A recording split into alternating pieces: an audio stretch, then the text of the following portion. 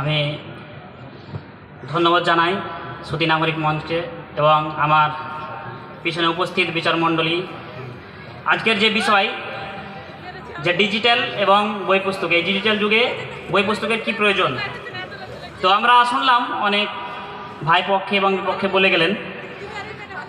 তো আমরা যদি দেখি যে একটু আগে আমার একজন ভাই বলে গেলেন যে ডিজিটাল যুগকে কখনো অপমান করা যাবে না।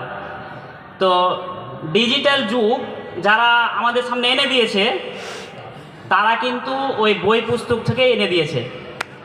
আজকে যদি আমরা কোনো ভাইয়ের বা কোনো মই দিয়ে উঠে সে জায়গায় পৌঁছাতে পারি নিজের লক্ষ্য উদ্দেশ্যে, আর সেই মইকে যদি ফেলে দিই, তাহলে এটা পাগলের কাজ ছাড়া বা মূর্খমি কাজ ছাড়া আর কোনো কিছু হতে পারে না। অতএব আমরা যদি এই বই থেকে জ্ঞান নিয়েছি, তাহলে বই থেকে আমরা যদি পড়াশোনা করি, তাহলে আমাদের যে বইয়ের যে মস্তিষ্ক, আমাদের যে অন্তরকে যে একটা তৃপ্তি দেয়, সেটা কিন্তু ডিজিটালের যুগে দেয় না বা মোবাইলে দেয় না। অতএব আমরা যদি আরও দেখি যে আমাদের এই বই পুস্তক পড়ার ক্ষেত্রে আমাদের পয়েন্ট আকার করা যায়, যে এই পয়েন্টটা আমরা করলাম এবং এখানে আমরা করলাম। অতএব যদি আমরা দেখি যে বইয়ের যে একটা তৃপ্তিকর মানে আত্মাকে যে তৃপ্তি দেয়, সেটা কিন্তু ডিজিটাল যুগ দেয় না। আরেকটা জিনিস যদি দেখি আমরা, যে এই মোবাইল আমরা চালাতে গিয়ে বা অনেক তথ্য সংগ্রহ করতে গিয়ে, বই সংগ্রহ করতে গিয়ে কী হয়, আমাদের ডিজিটাল যুগ থেকে আমরা অনেক কিছু নিব মনে করি, বা ডিজিটাল যুগে যে মোবাইল বা ল্যাপটপ বা কম্পিউটার আমরা চালাবো মনে করে সেটাকে ব্যবহার করে থাকি।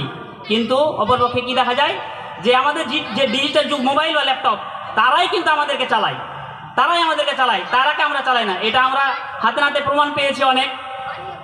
যেমন একজন ভাই বলল এই এপিজে আব্দুল কালামের কথা, যে তিনি আজকে চাঁদে গিয়েছেন, চাঁদে যাওয়ার সে যে এটা এই আবিষ্কার করলো, সে যে বৈজ্ঞানিক যে আবিষ্কার করলো, এই বৈজ্ঞানিক পুরো সিস্টেমটা যদি আমরা দেখি, তাহলে এই বৈজ্ঞানিক যারা বড় বড় বৈজ্ঞানিক, তারা কিন্তু এই বই পুস্তক পড়েই এই ডিজিটালটাকে নির্মাণ করেছে। আমরা যদি আরও দেখি যে আমরা আজকে বিভিন্ন সময় দেখেছি যে আইপিএল, বিপিএল, এমএলএ কাপ ইত্যাদি কাপ হয়ে থাকছে, কিন্তু তারা কি বলছে, তাদের যখন মিডিয়াতে সামনে আসছে তখন লক্ষ্য উদ্দেশ্যে কি বলছে, যে আমাদের এই যে যুব সমাজ তারা কি করবে, মোবাইল থেকে উঠে আসবে এবং খেলাধুলা এবং বই পুস্তকের দিকে এগিয়ে যাবে। কিন্তু তাদের যে মানে স্টেজে আমরা দেখছি যে ওই টিকটকারকেই নিয়ে আসছে, যাতে করে এই টিকটকারদের কী করে, এই টিকটকার বলছে আবার যে এখানে ফলোয়ার হবে, এখানে এই করবা, এটা দেখবা, অথচ আবার ডিজিটালে সেখানে যুক্ত করে দিচ্ছে। এই ডিজিটালে যুক্ত হতে গিয়ে এই ডিজিটাল আমাদেরকে চালাচ্ছে, আমরা কিন্তু আর ডিজিটালকে চালাতে পারছি না। অতএব মোবাইল থেকে আমাদের যে বই পুস্তক যতটা আমাদের চারিত্রিক উন্নতি করে, মেধার উন্নতি করে এবং সামাজিক উন্নতি করে, আমাদের এই ডিজিটাল যুগ আরও তার ক্ষতির দিকে নিয়ে যায়, উল্টো দিকে নিয়ে যায়। আমরা নিজেই পরীক্ষিত এই বিষয় নিয়ে, আমি বললেই যে এখানে হবে এমনটা নয়, আমরা সকলেই এই বিষয়ে পরীক্ষিত যে আজকে আমাদের ডিজিটাল আমরা চালাচ্ছি না, ডিজিটাল যুগ আমাদেরকে চালাচ্ছে। অতএব এই পরিস্থিতিতে আমাদের অবশ্যই লিখনী পুস্তক প্রয়োজন এবং আমাদের এই লিখনী পুস্তকে আমাদের সকলে স্টাডি করা দরকার। আর এই স্টাডি যতদিন আমরা করবো, ততদিন আমরা উচ্চমানের মানুষ এবং মানুষত্ববোধ এবং আদর্শ স্টুডেন্ট, আদর্শ মানুষ, আদর্শ শিক্ষক হতে পারবো। এই বলে আমি আমার এখানকারই বক্তব্য শেষ করছি। আবারও সালাম ও শ্রদ্ধা জানিয়ে আমি বিদায় নিচ্ছি। আসসালাম।